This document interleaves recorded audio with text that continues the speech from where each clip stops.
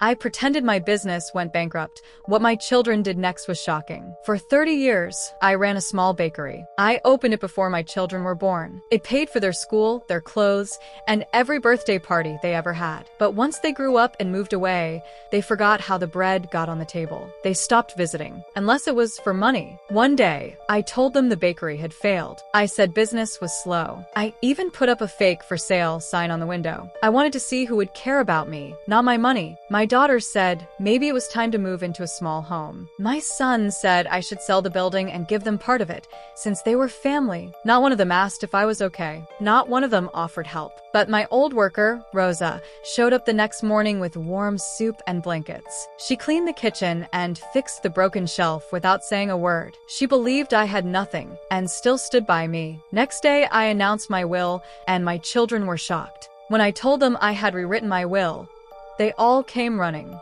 The news spread quickly between them.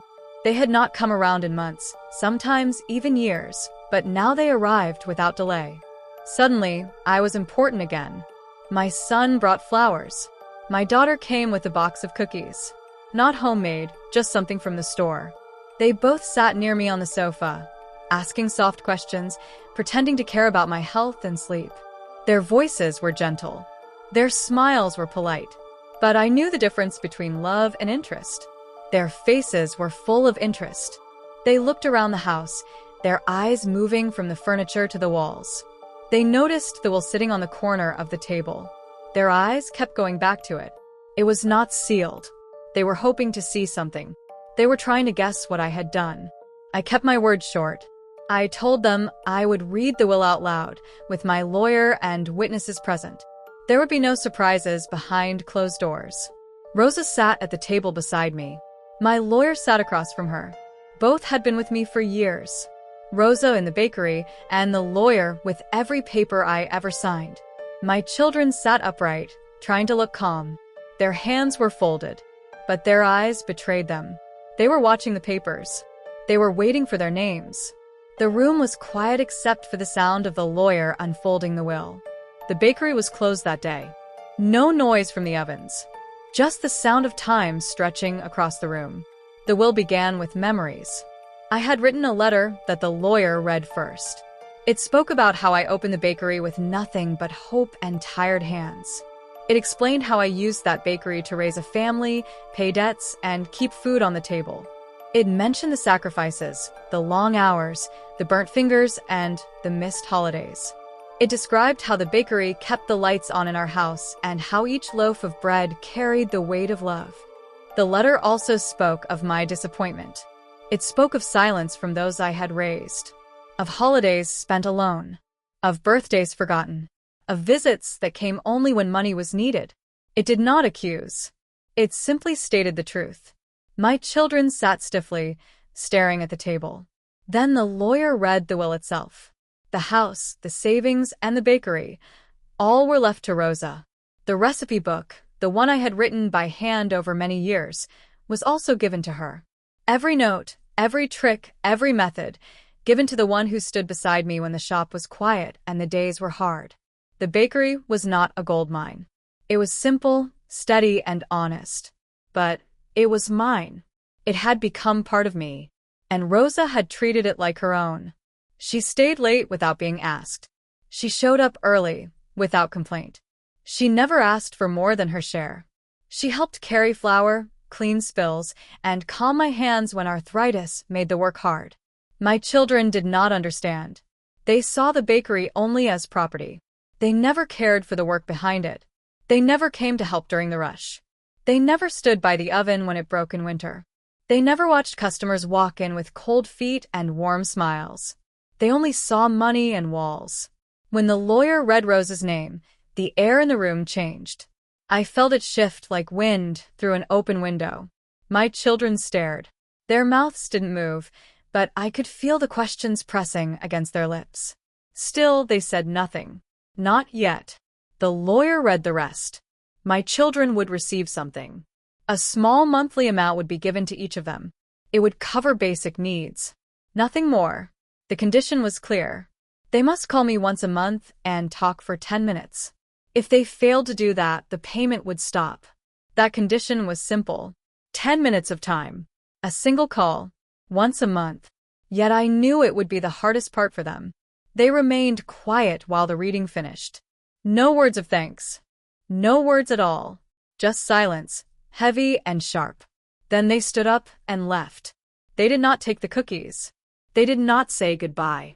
They walked out the door and didn't look back. Only Rosa stayed. She helped clear the table. She washed the few dishes in the sink. She wiped the counters with care. She worked like it was just another day. For her, maybe it was. As I watched her clean, something settled in my chest. A calm feeling, steady and light. It had been missing for years.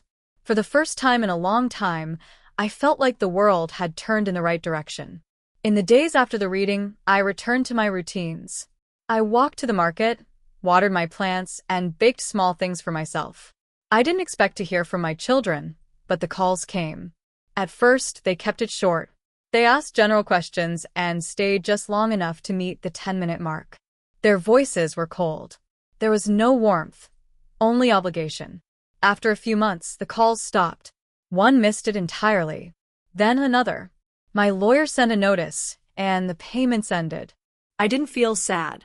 I felt honest. I had offered them a small bridge. They had chosen not to cross it. Rosa kept the bakery open. She didn't change the name. She kept the same shelves, the same paint, the same smell of cinnamon in the air. She added small touches, a few photos, some new items on the menu, but the heart of the shop stayed the same. The regular customers noticed. They thanked her for not turning it into something new and cold. Sometimes I visited the shop in the early morning. I would sit near the back, sipping tea, watching people come and go. Rosa always smiled when she saw me. She would bring me a fresh roll or a slice of cake. I never asked. She always offered. She brought her youngest child with her sometimes. He would help fold boxes and clean tables. He listened when Rosa told him stories about the bakery. He learned how to knead dough and shape it right. He asked about my recipes and tried to write them down. He called me his second grandmother, and I never corrected him. Years passed this way. Quiet, warm, and full of small joys.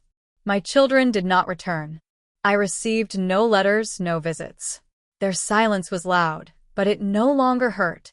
I had built something real and left it in safe hands. That was enough. When I grew older and needed help, Rosa was there. She brought groceries, helped with bills, and stayed with me during doctor visits. She never made a fuss. She just showed up. The bakery remained open through good years and hard ones. People came from other towns just to try the bread. Rosa trained 2 helpers who treated the place with the same care she did. The shop stayed alive, even as I slowed down. I wrote everything down in a notebook. My life, my mistakes, my lessons.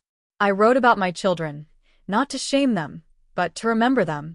I wrote about Rosa and how she showed love without asking for anything.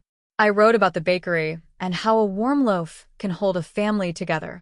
In the end, I kept the last page blank. Not for lack of words, but to let the story breathe. Life doesn't always finish with a full stop. Sometimes, it just softens into stillness. And that too can be peace.